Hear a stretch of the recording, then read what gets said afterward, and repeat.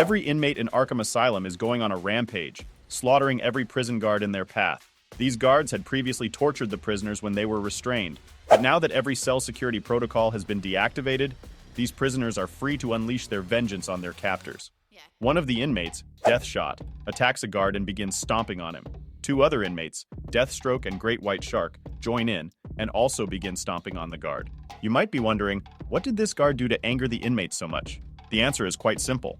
Officer Krupps had taken great delight in torturing some of the prisoners while they were locked away in their high-security cells. He denied Deathshot his favorite prison meal, effectively starving him. He tampered with Deathstroke's sedatives, adding neurotoxin for his own amusement. And he activated the electroshock plate in Great White Shark's cell, subjecting him to hours of painful electric shocks, all just for laughs. These three inmates are furious and have only one goal in mind: to end Officer Krupps' life. Deathshot suggests they take turns stomping on him, with Deathshot going first. Great White Shark, however, disagrees, asserting that Deathshot is not the boss. Deathshot, frustrated, introduces himself as the deadliest assassin, stating both his real name and his villain name. Great White Shark also introduces himself, and as Deathstroke is about to do the same, Officer Krupps takes this moment to make a desperate escape attempt. Without missing a beat, Deathstroke picks up a baton and skillfully ricochets it, knocking the officer out cold. He introduces himself, claiming that Deathshot is the second deadliest assassin at best, and that Deathstroke himself is the true number one. White Shark interrupts, suggesting that they should focus on finding an escape route before reinforcements arrive. Deathshot retorts that deadliest assassins don't do team-ups, but Deathstroke disagrees, arguing that the quickest way out of the asylum is to work together. Deathshot glances at the fallen officer, noting that he won't be getting up anytime soon, and then he compliments Deathstroke on his quick thinking. Deathshot recalls a similar incident where he was attempting to extract information from a target, and everything was going smoothly until the target and his bodyguards were taken out with a single bullet. A second bullet was swiftly heading for Deathshot, but he managed to dodge it with a quick reflexive response. Recognizing the skill of this unknown assailant, Deathshot engaged in a fierce exchange of gunfire.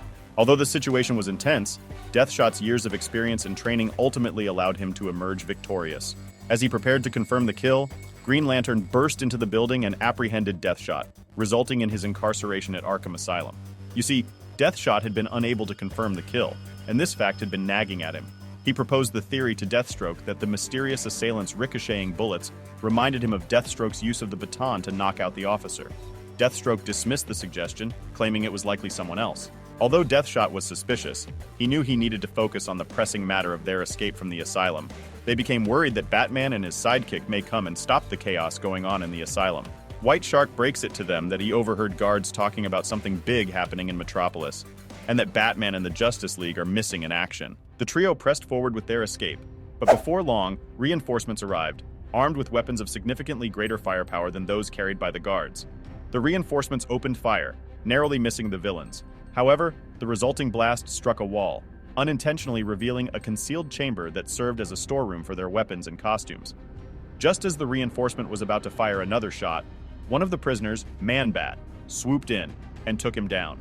This allowed Deathstroke, Deathshot, and White Shark to quickly don their costumes and arm themselves with their weapons. Deathstroke proposed that they should make their escape through the top side of the asylum, but Deathshot countered that the top side would likely be swarming with guards, as all the inmates would be making their way there. Instead, he suggested that they opt for the lower levels, as that would be a less conspicuous route. Deathshot reasoned that going down would be a smoother and more covert method of escape, with the only drawback being the unpleasant smell of the sewage system. However, this was a manageable inconvenience. Deathstroke, seeing the logic in this plan, decided to go along with it, but made it clear that he would be going solo.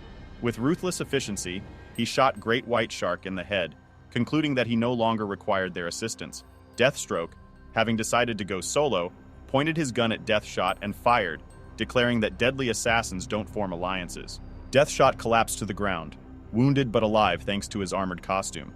As he lay unconscious, Officer Krupps approached, intent on finishing the job. Clearly, this man doesn't know when to quit.